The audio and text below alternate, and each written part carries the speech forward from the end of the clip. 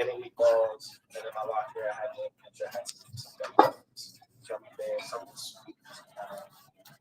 Calm me down. I didn't like, I don't do anything girls, don't do anything, don't take me there. So I just kind of that would be like my main thing. And I mean, headphones, I always make sure I was going to listen to Phil Collins in the air tonight. No matter what. You don't know? Great song. Great songs, you know. Who knows? So how did being a former professional football player affect the way you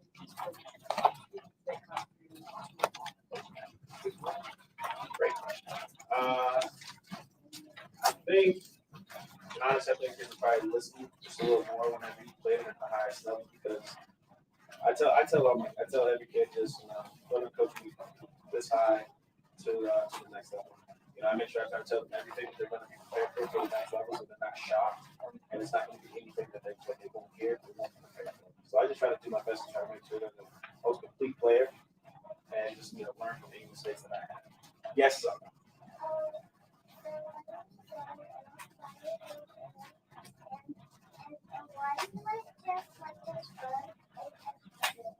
Okay, so I run and catch the ball because that was my position. So daddy was a wide receiver.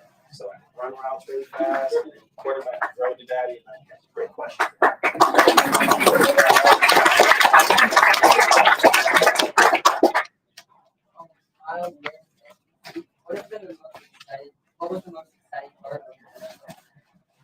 Being drafted. I'd probably say being drafted was very exciting. I mean, scoring the first touchdown was great. But just, filling out a dream as a lifelong, lifelong dream since I was 6 years old was just trying to look big. No answer as everybody. What was your favorite team that you ever played in throughout high school, college, or something? Kind of tough. It's kind of very week to week, and then some teams are different. What favorite coordinator? My favorite what? Coordinator. I have a lot of them all the time. My favorite coordinator probably had to be Al Saunders. He's actually still with the Raiders right now. He's still on the staff. I don't know if it's like full on their OC, but he's still the person who's always very, very high on me. Very encouraging. Aaron and Aaron, you talked about how you would get those time with the Raiders. What was it like playing at the worst stadium in their place? Good. So, definitely not the worst stadium. Probably the worst stadium if you're in a away team. That's what I would say. If you're in a away team, it's definitely the worst stadium to play. Facilities were not great at all. And he's perfectly fine. Listen, he's good. It is a well, they're learning here. So a better way to ask the question: what is it like playing? What is it like playing one of the maybe oldest? Yeah, maybe one of the oldest facilities in the game.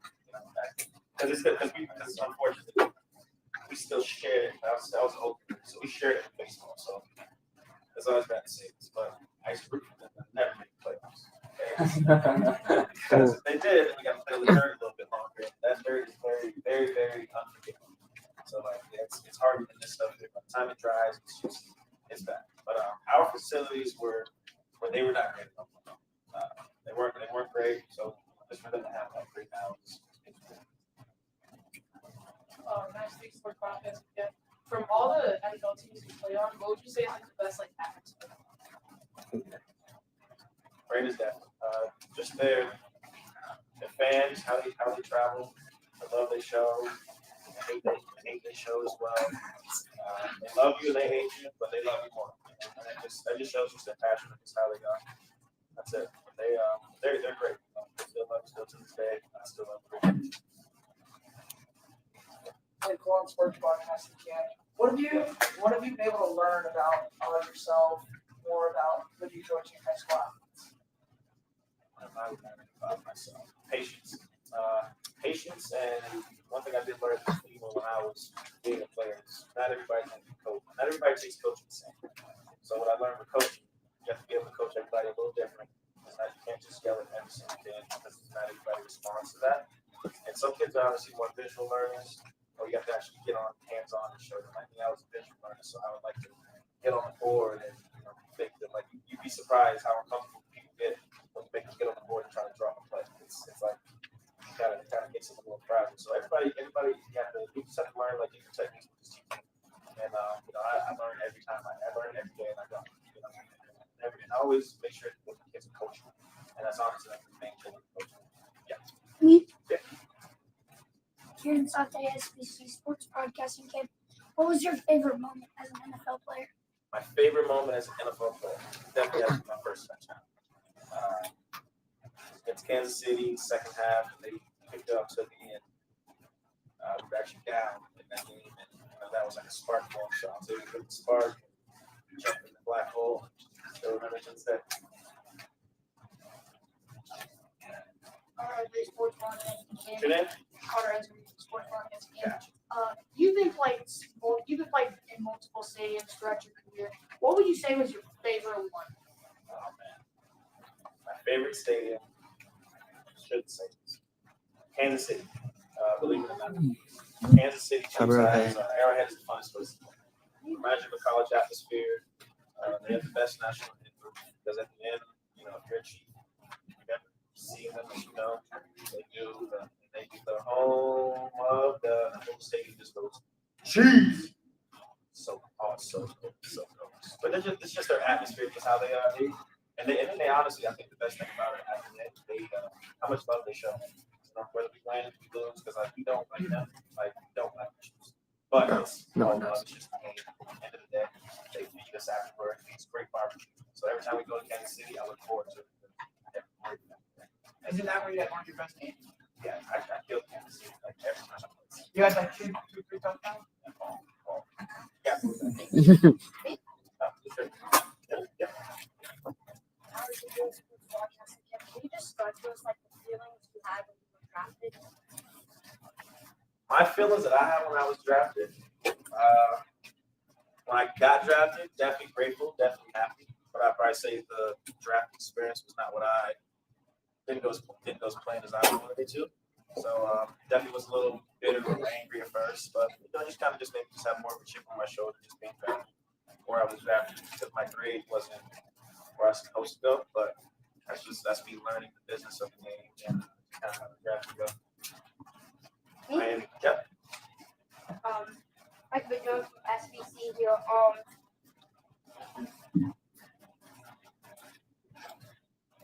Sorry, I forgot. I just think of it.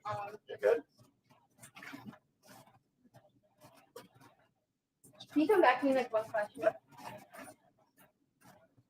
Alex Fuente, Sports Broadcasting Camp. How has your background in track and field helped your performance on the football field? It helped my turnover and my speed a lot more. So I was able to break away from people whenever I got past them, and basically just never get caught.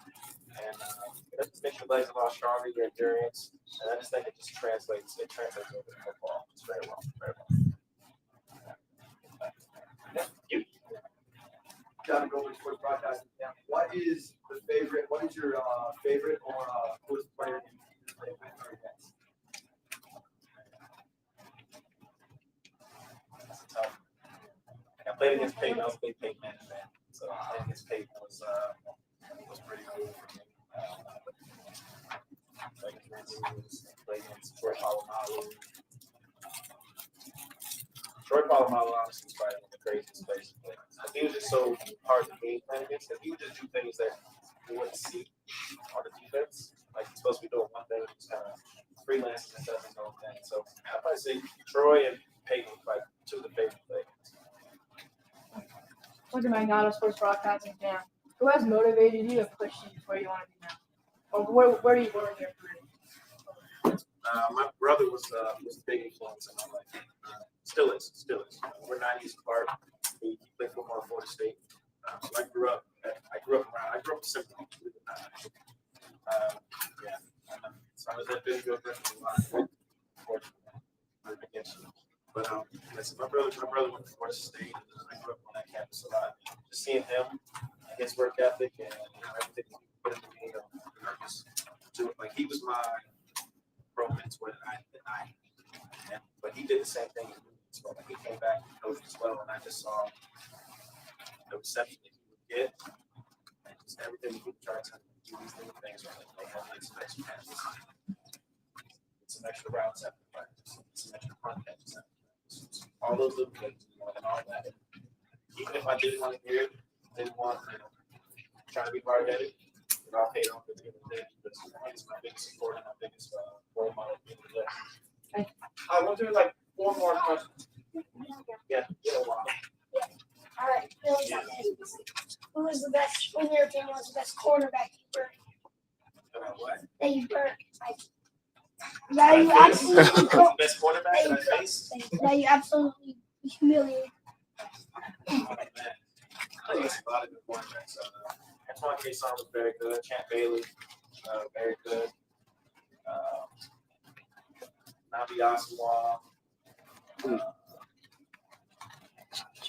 Brandon Flowers. Javier Arenas. Like, it's honestly, I played against so many QBs. Honestly, it's a lot.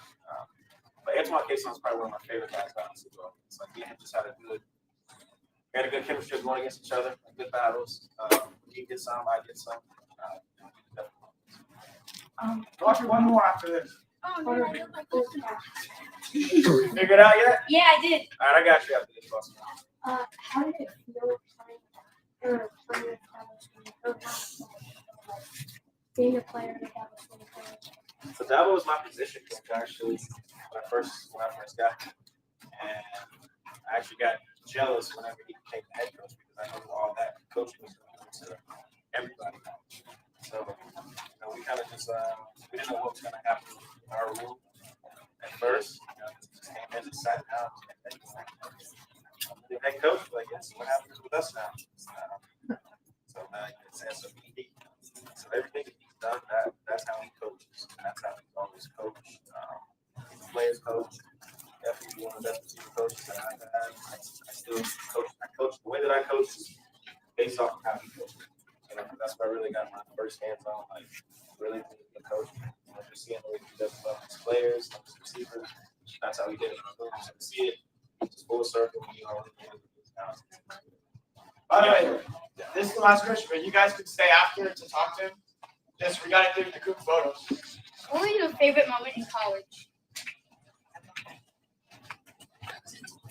Overtime in Miami, I called game winning play.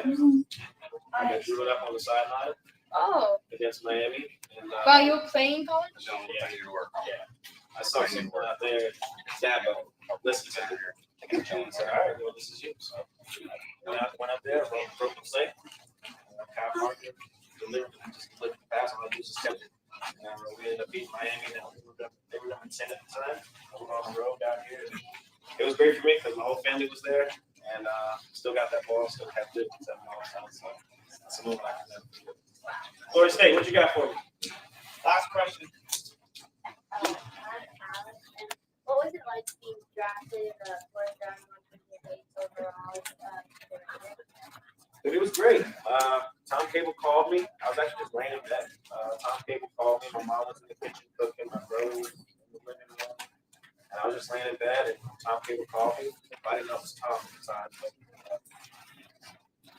number 5 when I called me. And that's when I pick up every number that called me. So I answered the phone and I said, hey, coach, Tom Cable with Oakland Raiders. I'm going to take you to the next big. Red Beard Raider. And I was like, yeah. I said something before that. Yeah, so I was really excited about that. Willie didn't say a word, and I didn't say a word. I could just hear it. I saw it come across the screen. Phone starts going off, and I could just hear my brother and my family just start going. They just start going crazy. That's a good full circle.